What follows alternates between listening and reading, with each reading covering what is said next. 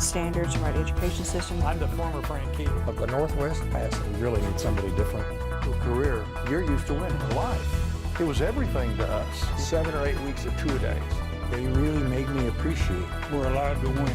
He's coming in and we'll be shooting the whole time. Let's go back real quick to the Enid Walk of Fame. Of course, we have training in confined space. Legitimate maybe to know a little more. A good safety tip on that, Steve. Putting a hat on and getting out there and doing the job. The television model that you watched growing up. Houston, this is the International Space Station. City Connections begins right now. Hello again, I'm Steve Kime with the City of Enid. Thank you for joining us today on City Connections. Our topic today is Oklahomans and Space. And we're very honored to welcome to the Enid Television Network studio today, Bill Moore. Bill has put together a coffee table book that we'll look at in just a moment, and also a video series that has run on OETA and maybe in other states as well, but it's all about Oklahomans and space. Bill is, I think, highly decorated when it comes to what he's done in life through academia and other things. But here's just a little bit that I want to share with you about our special guest today on City Connections. Bill is from Oklahoma City. He went to Del City High School. Graduate, he has a bachelor and a master's degree from the University of Oklahoma, and both of those in journalism and mass communications. He's been elected to the Gaylord College of Journalism Distinguished Alumni and the Oklahoma City Community College Hall of Fame. During his career in video production work, included time with the FAA, Oklahoma City Community College, the Oklahoma Department of Transportation, and also the Oklahoma Historical Society, as well as producing documentaries for OETA. The decade he spent with the Historical Society included serving as part of a group responsible for opening the new History Center back in 2005, which included the Oklahoma Film and Tape Library established by Moore. He has written numerous historical journal and magazine articles, as well as author and co-author of the book Dealing with Oklahoma History. And he completed a book published by the Oklahoma Historical Society entitled Oklahomans and Space, and also the 7-part documentary for OETA on the same topic. And the exciting part of that role is that he had the opportunity to interview astronauts and engineers, all with a tie to Oklahoma. And currently, Bill Moore serves as Vice President of the Board of the Stafford Air Space Museum out in the big city of Weatherford, Oklahoma. And Bill Moore, welcome to the Enid Television studio. I'm out of breath with that extensive bio. Well, thank you. Thank you, Steve. It's pretty impressive. Thank you for joining us today. My pleasure. So this is old news to you with video production and journalism background. So how in the world did you get interested? And excuse me, before that, I needed to show, you'll see in my lap throughout the program, the coffee table book that is entitled Oklahomans and Space. And we have a segment totally dedicated to this today. And also the Oklahomans and Space, the 8-disc program on, as like disc 1 says, how it all started. All about Oklahomans and Space, just great stuff. Okay, Bill, let me back up then. How did you get interested in space and astronauts? Well, Steve, I'd have to go back many years. Okay. I turned 12 years old right about the time Apollo 8 circled the moon for the first time. And if you think back to that time in your life, that's when you really start, developing as an individual. You kind of getting out from under your parents' shadow, and you're thinking for yourself. Refresh my memory. Is that black and white TV days? That was black and white TV. Okay, I was going to say most of the things that I remember watching was Armstrong on the moon and all that was that fuzzy black and white pictures. Okay, that's right. So we're back in the black and white TV days. Black and white days, and I remember vividly as Apollo 8 was orbiting the moon. It was Christmas Eve, and they would fire out of orbit to come home the next day, but they read from the book of Genesis while showing the moon and the stark shadows of the craters and the mountains on the moon, and talking about creating the heaven and the earth, and was without form. Right. I mean, it was just amazing, and it captured my imagination, and I was hooked from then on. As a young person, I remember those moments as well, and those are kind of like those Kodak moments that they're so etched in that you remember where you were. Like I'm sitting on the hardwood floor in Perry, Oklahoma, in front of the black and white TV. I can still see myself sitting there. It seems like today, maybe this dates me a little bit, but it seems like those memories are few and far between today. We got too much other stuff that's going on. Well, and along with that, the people we'll talk about today are true heroes. We actually had true heroes to look up to in those days. Yeah. Not just sports figures. Bill, when I was looking at your bio and some of the research of all the numerous articles that you've been in, you said Oklahoma is a state born of land runs and pioneers. They were all looking for a new frontier of their own. It was their children and grandchildren who pioneered space. Can you elaborate on that quote from you? Sure. You have Owen Garrett right here in Enid, Oklahoma. Pioneer stock right there. Tom Stafford from Weatherford, Oklahoma, pioneer stock. And Tom has this great story he tells about his mother came to Oklahoma riding in a covered wagon, and she watched her son go around the moon. Wow. On color television. She had a color television. Wow. And he pioneered that color TV for that mission. And I think we'll talk a little bit about the relationship with kind of the upbringing on the farm versus the astronauts today and things of this nature a little bit later on. And also, Bill, we want to take a moment, since you got to one-on-one talk with these individuals, I'd like for you to kind of open the window a little bit and share a glimpse of each one of these individuals. Right. Bill, you also said a lot of astronauts and engineers were from the 60s, were farm boys. So what do you think about this connection between farm and space? Was it the fact that they're out hauling hay and they're looking up and they see this vast space and go, wonder what's up there? What do you think that connection is? There were different reasons, but I imagine they had a lot of common reasons. Like Tom Weichel told me when he was out hoeing cotton and working in the heat and all, he said, I got to do something different. Yes. Also, this is a state of pioneers, and you look at the astronauts who were born in the 1930s, late 1920s, in that early group of astronauts. They were actually from a lot of the pioneers of this state, either their parents or grandparents. They had grandparents on the land run, parents who came with the grandparents to the state when it was still a territory. Right. So that was part of it. They already had that pioneer stock, but there's also the aspect of flight. And as you know, Oklahoma has a lot of flying days in a year that you wouldn't necessarily get in another state. So aviation in Oklahoma is a natural. We want to talk a little bit later on in our interview with Bill Moore today about Wiley Post and try to tie all this together. Our special guest today on City Connections is Bill Moore, and Bill has put together this very impressive, and it has a lot of weight to it, ladies and gentlemen, coffee table book, Oklahomans and Space, and we'll show some inside pictures of this in just for a moment. But Bill, how did the coffee table book come about? It's very impressive with all the photos, and let's go back to the beginning. This looks like quite a homework assignment. How did this get going? Well, I'll go back a little further. What started the whole project was, in the year 2000, Gordon Cooper was touring the country. He had just released his new autobiography. And so he was traveling around the country signing, and he was coming to Oklahoma City that year. And so I got in touch with the folks who were bringing him there and secured time to interview him, because I wanted it for the Historical Society. I wanted it in the archives. And as I was interviewing him and listening to him tell these stories, I thought, boy, we've got to get these stories on tape. We've got to save them for future generations.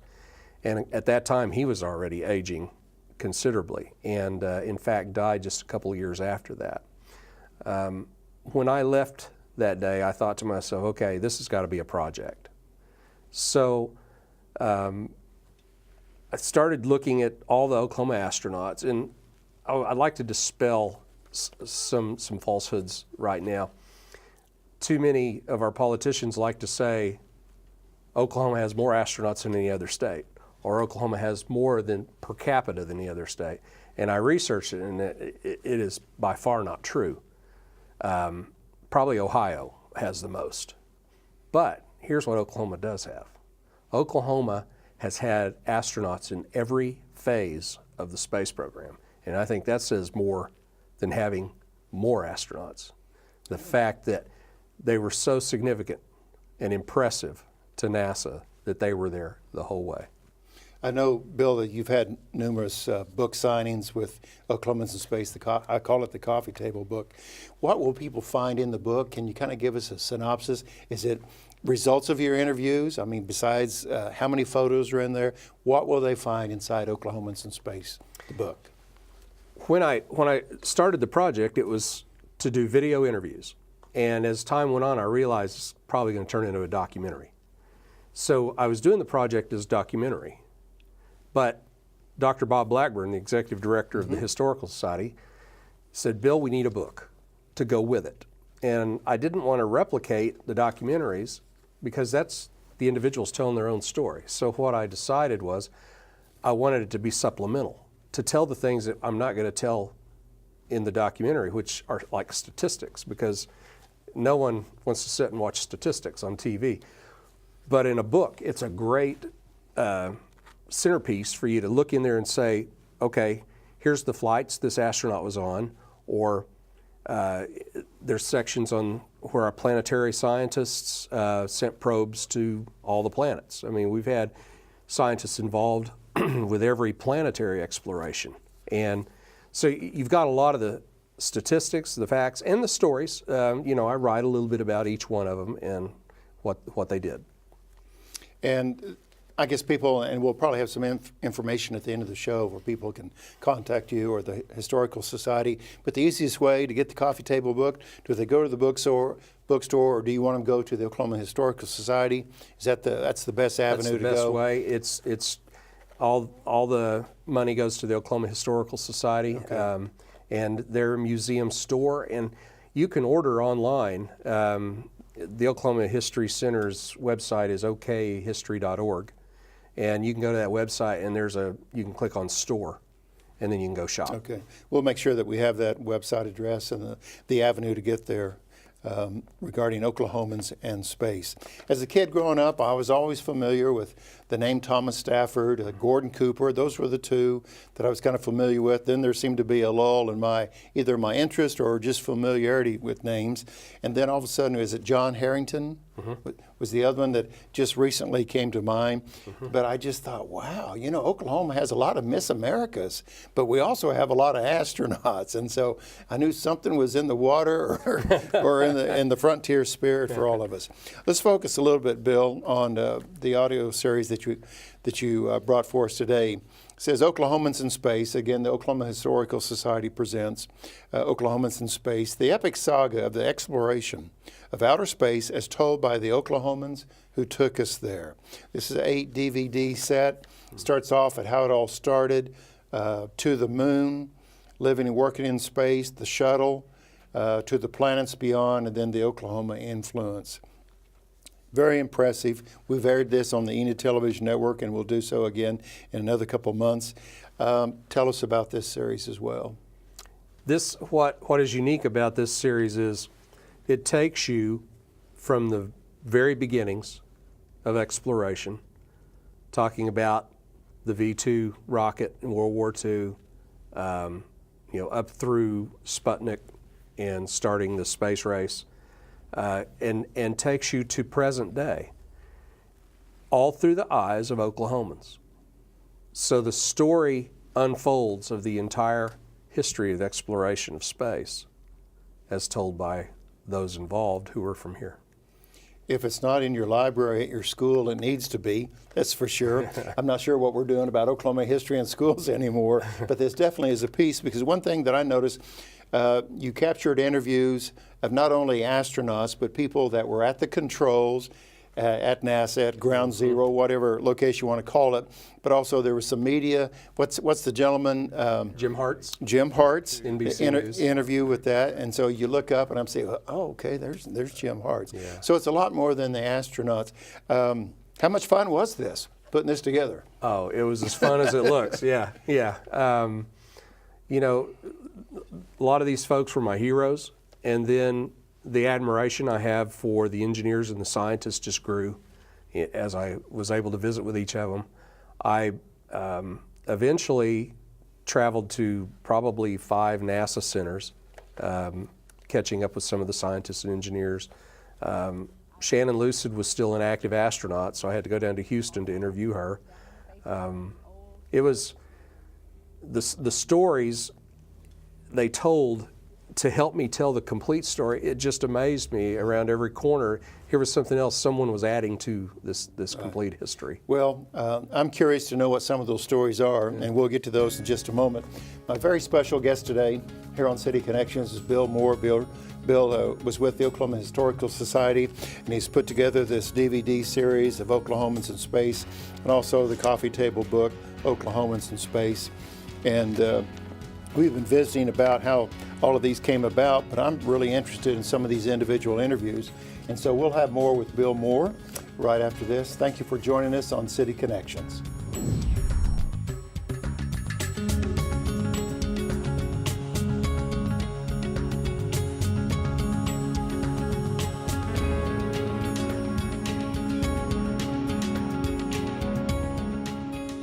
Welcome back to City Connections. Thank you for staying with us. Our very special guest is video production guru, author, and the list goes on, Bill Moore from Oklahoma City. Bill's done extensive work in the Oklahoma Historical Society by putting various projects together, but he has devoted a big part of his life putting Oklahomans in Space with the coffee table book that we shared with you a little bit earlier, and also this 8-disc program. On the back of this 8-disc set, again, which you can get at the Oklahoma Historical Society, it says, these are the stories told by astronauts Cooper, Stafford, Hayes, Garriott, Pogue, Lucid, and Harrington. Also included are the engineers and scientists who took us to the moon, the planets, and the outer reaches of the solar system. Again, we aired this earlier or late last year on the Enid Television Network, and we will do it again this fall. Let's start with Stafford. Most folks in Oklahoma are familiar with Tom Stafford. I met him once, I believe once or twice. To me, he was a gentle giant. I was really amazed at the Stafford Museum, his connection with Russia, just the gifts, the interaction, and the relationship that he's had. Mm-hmm. So tell us about your interview with Thomas Stafford. I actually, my first interview with Tom Stafford preceded this whole project. I had finished my master's at OU and had produced a documentary on OETA, an early newsreel cameraman in Oklahoma. And Bill Thrash, the production manager there, said, "What's next?" And I said, "How about Tom Stafford?" He said, "Let's do it." And so I asked General Stafford to come and set in for an interview in the studio there, and we did that. And you know, his stories are just amazing. I mean, the man. I introduced him one time at an event, and I said, he's just an everyday guy like you and me, except he's been to the moon and he had détente in space with Russians. You know? Right. It's an amazing career he's had. Closer to home, Enid, Oklahoma. Everyone's familiar with Owen K. Garriott. Tell us about that visit with Mr. Garriott. I interviewed Owen at his house in Huntsville. And Huntsville is where Skylab was basically put together. And of course, that was his first mission, was on Skylab. And this is Alabama, correct? In Alabama, okay. Correct. I'm just making sure my geography is correct here. I'm sure that's what has, brought him to Huntsville to live in retirement. So, I was able to interview him and also to see the Marshall Space Flight Center there in Huntsville. So he, as you would see in the program, he talks a lot about Enid, and he loves his hometown. And he goes into detail about growing up here and what it was like as a boy. And I found something very fascinating in his stories. His father was a ham radio guy. And Owen took his test here as a boy and became a ham operator. And Richard did too. So the three of them, 3 generations, had their license. And Owen actually did some broadcasting from space. Interesting. Yeah. I had a privilege of visiting with Mr. Garrett at a function here in Enid. It's been a couple years ago. And I didn't know a lot of his background. I didn't know the number of flights. But after I had visited with him, and he was just so cordial and very accommodating, and I was just impressed with he was just so accessible. As you said, just common everyday folk, if you will. So later on, I started doing some research, and I didn't realize how educated with the doctorate and all of the education that he'd been involved in. And I didn't really grasp that during the interview, the in-person visit. But then after I see all the academic achievements, I'm thinking, yeah, makes sense to me. Yeah, and he won't let you call him doctor. I called him Dr. Garrett. He said Owen. Yeah. Well, Bill, if you travel to Shawnee, Oklahoma, you'll see a place called the Cooper Technology Center, or some name close to that, and it's all about Gordon Cooper from Shawnee. Tell us about that visit. That was a very real privilege to interview Gordon Cooper, because original 7 Mercury astronaut, those first guys that went up into space, true heroes of the Cold War. And Jim Hartz, you mentioned him earlier on NBC. He talked about how these guys were kind of our modern day knights that jousted with the Soviets in the Cold War without real weapons, but with real consequences. And but Gordon Cooper, same thing, just a regular guy, and he told. I asked him about his role, or the movie, The Right Stuff, which is about the original 7 astronauts, and I said, some of the astronauts did not like how they were portrayed, or how the film went. I said, what was your take on it? He said, Dennis Quaid played my part, and he said, I thought he did a fine job. Well, of course, he was the star of the show, Interesting. Well, it's been fun to watch some of these shows. The Tom Hanks movie, in the last many years, but one thing that just amazes me, if you go to the Smithsonian, or if you go to the Stafford Museum in Weatherford, or the Oklahoma Historical Society, and you see some of these space capsules, and you're thinking, this was launched up into the atmosphere?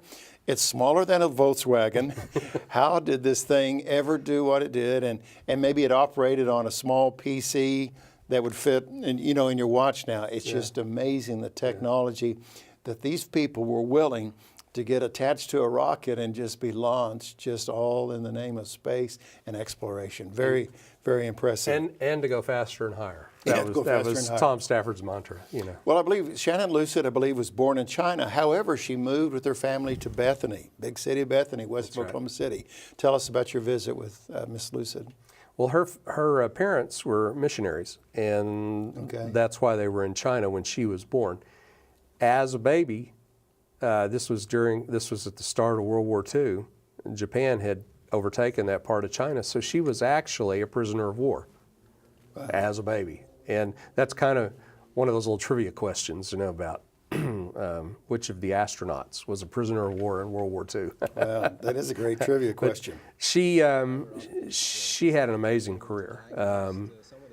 All of her missions, she was usually the one operating the remote hand outside, the Canada arm is what they call it, and which grabs onto the satellites and sends them off on their way. She sent the Galileo probe off to Jupiter. Just some neat things like that. That'd be pretty impressive. Put on your resume, I released this satellite to do this. Send it to Jupiter. Yeah. Her last mission was a 6-month tour on the Russian Mir space station, and that was the predecessor to today's International Space Station. And she was on there. This was an agreement the United States had reached with with the Soviets to allow our astronauts to stay on board for a while and see how long-term, space exposure, would affect them. And it began really the cooperation in space we have today on the International Space Station, which obviously all began with Tom Stafford on the 1975 Apollo-Soyuz mission, where they had the great handshake in space. So Oklahoma, still there. Absolutely. Pushing the envelope. And if you go to the Stafford Museum, as I said to you a few moments ago, you will see that relationship that Stafford and the United States space program had with Russia at that time. He had Alexei Leonov there for the last anniversary of Apollo-Soyuz, which would have been in 2015. And they're just like brothers. Yeah, you're right. The Russian people love him. It's impressive. I was at at Southwestern University there in Weatherford, and a student got up and talked about how he went to Russia on some kind of exchange program. The college's exchange students, and he said he showed up and it was cold and it was dark and no one spoke English, and he was thinking, what did I get into? and so someone kind of had some broken English and asked him where he was from, and he said from Weatherford, Oklahoma. And he said it was like the sun came out. They knew Tom Stafford in his hometown. I'll remember that next time in that vicinity. There you go. 2 words, Thomas Stafford. Our special guest on City Connections is Bill Moore.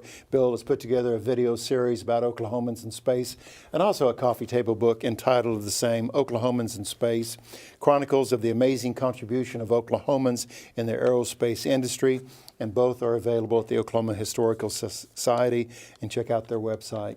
And Bill had the opportunity to visit with all these Oklahomans and these astronauts and engineers as well, as we're talking about. We're down to John Harrington. I think people are more familiar, or at least recently, with John, because the Chickasaw Nation would have this kind of profile of individuals within the nation, and then you would see John in his astronaut wardrobe, if you will, and he was talking about being Chickasaw. So tell us about your visit with Mr. Harrington. John's very proud of his heritage, very proud of his home state. He just recently finished his PhD out in Idaho, and he's typical of the astronauts. They all are overachievers. After he had retired, it was like, well, what am I going to do? He rode a bicycle cross country, and he was promoting STEM education the whole way at every stop. And that's what I hope this helps in Oklahoma from that standpoint, to encourage STEM education. The space program, when you produce someone like a John Harrington, who he talks about as a young man, he really didn't have any interest in college, and he basically just dropped out, and he went to work on a road crew in Colorado, and he was doing rock climbing for the road crew, and a supervisor on that road crew said, young man, you need to go back to college.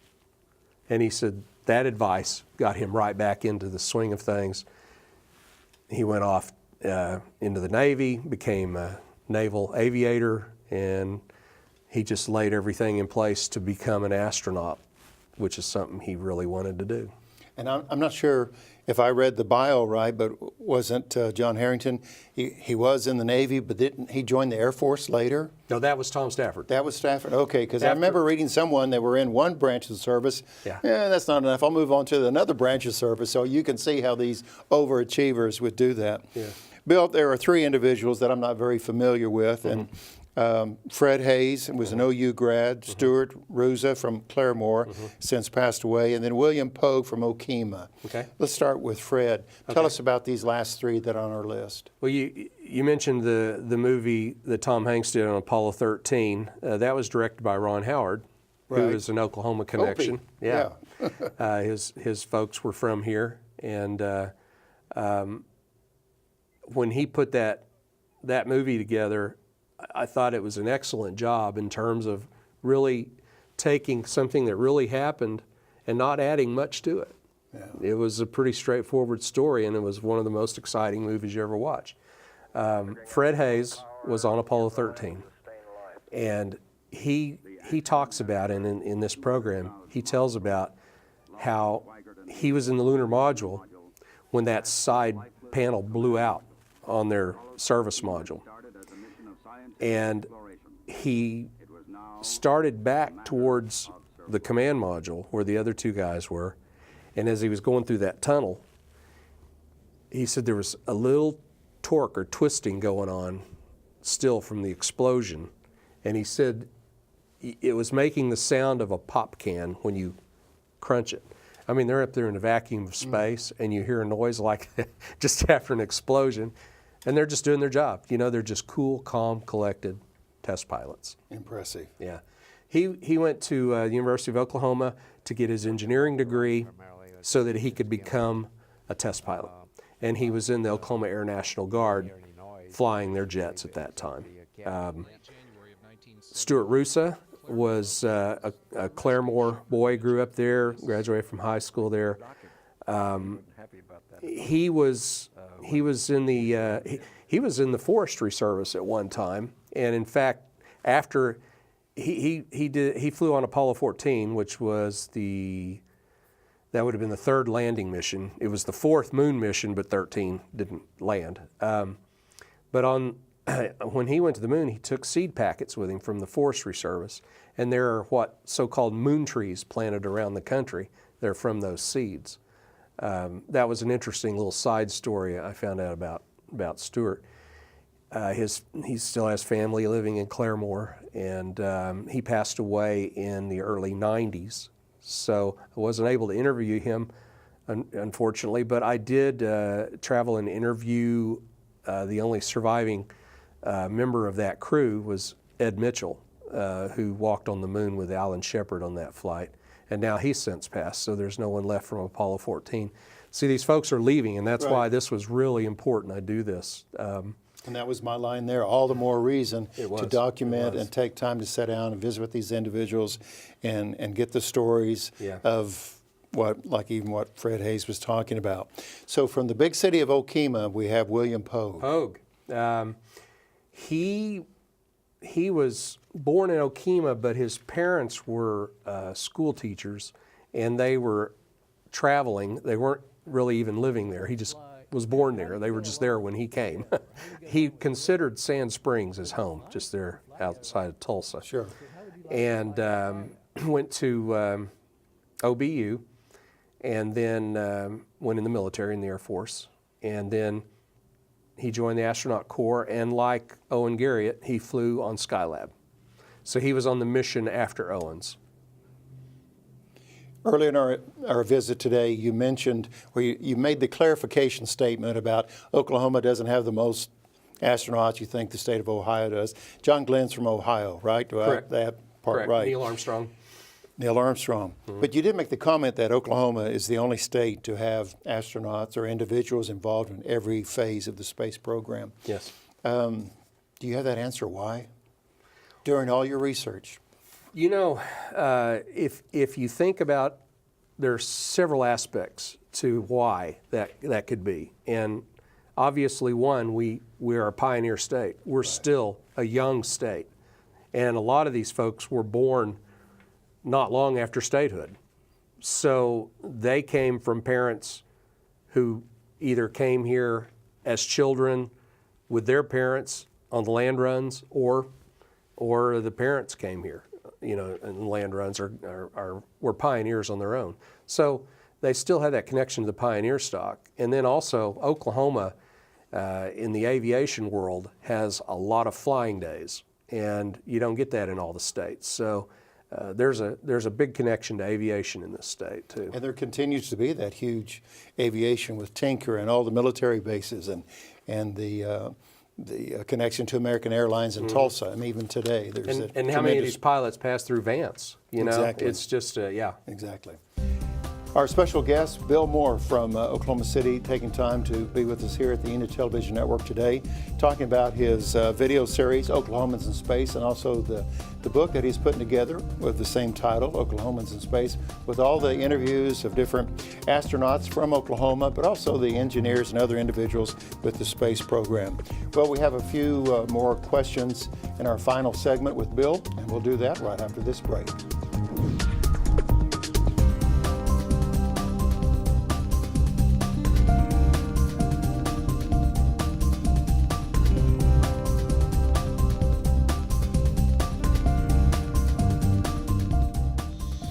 Again, thank you for joining us on City Connections. I hope you've enjoyed our interview series with Bill Moore today in regards to Oklahomans and Space. And as a young person growing up in Perry, Oklahoma, sitting in front of that black and white TV, I was just always amazed at these accomplishments of these individuals. And then later on in life, meeting these individuals, thinking, man, he's just like the rest of us, you know, kind of. Let's talk a little bit, Bill, as we close our segment out, on the engineers in Oklahoma. You focus on astronauts, but then there's been a lot of people behind the scenes that have been part of the space program with that Oklahoma connection. Oh, it grew even after the publication of this. I mean, it probably doubled in the names I was given by people. You know, after they saw the series, they said, "Well, my uncle or my dad or whatever," and you know, I mean, we had attorneys who were legal staff for NASA at the Cape or Houston or in Washington. We had politicians who are involved currently. Congressman Frank Lucas sits on the House Science Committee and the Space Subcommittee, which is a part of that. So huge input by him. Early politicians, Carl Albert, Robert S. Kerr, folks that really had an amazing, in fact, the first segment is about that early political change when John Kennedy came in and Eisenhower was trying to deal with Sputnik and all. So it's an amazing story that Oklahoma had a huge part in. You've got news people. We talked about Jim Hartz from NBC. But you also have what you're talking about here, the engineers and the scientists who were involved behind the scenes. Without them, and the astronauts will tell you, in fact, Tom Stafford said, I was sitting on the tip of the arrow, but there were a lot of people underneath pushing that arrow. And you certainly needed to know your math. Yes. And to figure up the equations. Probably the best story of the whole engineer aspect of it was at Southwestern in Weatherford. I kept running onto guys who graduated from the physics and math program and went to work in Houston. And a few of them were in the front room. They're in mission control. A majority of the folks who work on the space program sit in back rooms. They're there to be called to say, you know, they provide that support. But that front room of mission control where the life and death decisions are made, we had Oklahomans in there. On one of the moon landings on Apollo 16, there were 3 Oklahoma flight directors. And that means they were in control of the whole flight because you had 3 shifts, 8-hour shifts, and you had to have a flight director in charge. And on Apollo 16, all 3 were Oklahomans. So it's an amazing amount of people that came down there. But Southwestern had a professor who started encouraging his students to look at space for engineering.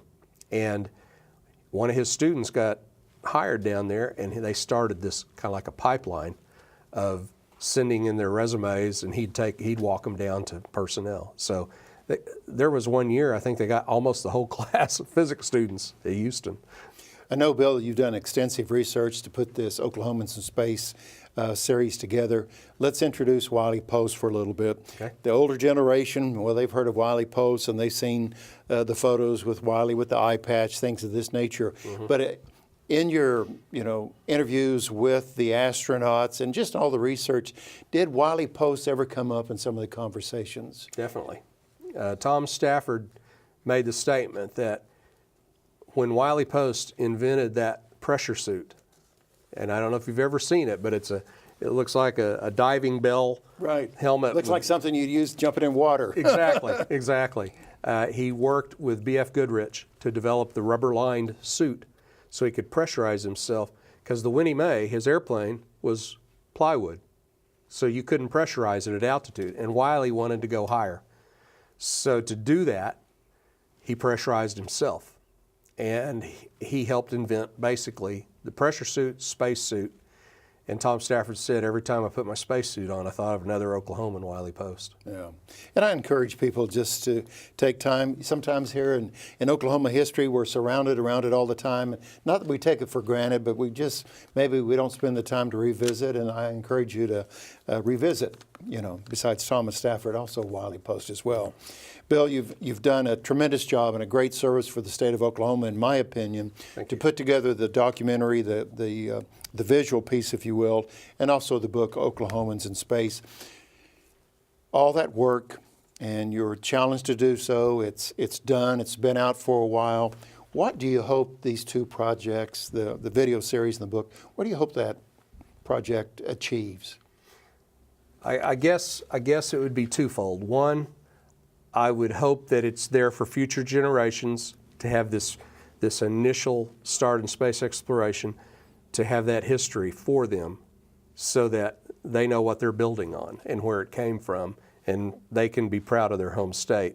And two, I hope it does spur future generations to think about this as a career and to get involved in science, mathematics, the STEM education aspect.